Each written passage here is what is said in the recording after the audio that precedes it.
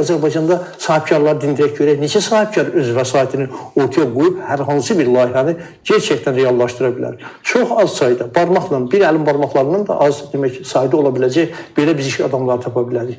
Bəs qalan vəsait hardan tapmalıdır? İnsan və sahibkar iş adamı vəsait hardan tapmalıdır? Onun mənbəyi olmalıdır. Bank nə üçündür? Bank kredit vermək üçündür. Amma bu kreditlər bir gün əl çatandırmı? Təbii ki, yox. 2%, 3% rentabiliyi olan kənd təsərrüfatına 25%-dən, 27%-dən hansısa bir bank öz səhifəsində utanmadan yazıb kredit təklif edirsə, bu bizi nə deməkdir?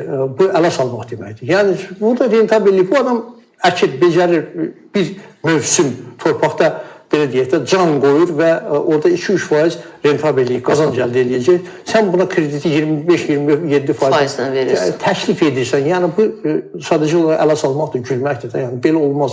Yəni, kommersiya banklarının içərisində belə banklar da var bizdə. Ki, orada bir işarə qoyulsun ki, biz aqrar sektorda kredit veririk. Bu nə kreditdir?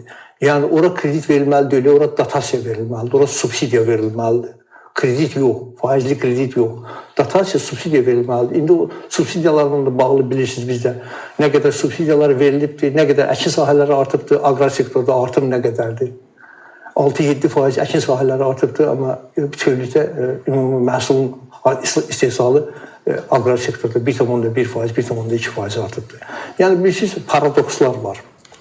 Mövcud olan durumda, yəni iqtisadiyyatın mövcud olan durumunda, onun sahələrinin təbii ki, hər birini təhlil etmədən bu paradokslar bir tərəfə. Digər tərəfdən də qlobal yanaşanda dediyim kimi, bu iqtisadiyyatın maliyyə əlçatanlığı, bu biznesin maliyyə əlçatanlığı məsələsini biz bu ölkədə həll etməyincə, biz iqtisadiyyatın onurğa sütununu, ana sütununu təşkil edən kiçik və orta biznesin inkişafı haqqında söhbət edə bilməyəcəyik.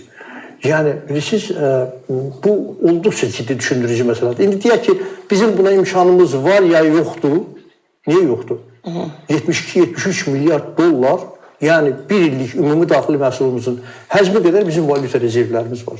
Nədən bunun bir qismini biz, bax, o dediyim sahənin, real sektorun inkişafına, qeyri-neft sektorunun inkişafına və onun əsas aparıcı qüvvəsi olan orta və kiçik biznesin inkişafına yönləndirmirik. Nədən ona qəpik quruş veririk də, belə deyək. Bu qəpik quruşla o səviyyə, düşündüyümüz səviyyə, gözləntilərə gəlib çatmaq mümkündürmü? Təbii ki, yox. Ona görə, bax, bu hissəni biz tənqid edirik. Biz Qarabağ zəfəri qazanmış bir ölkə, Qarabağ zəfəri qədər bir uğuru da iqtisadiyyatda qazanmaq şanslarına malikik bir gün.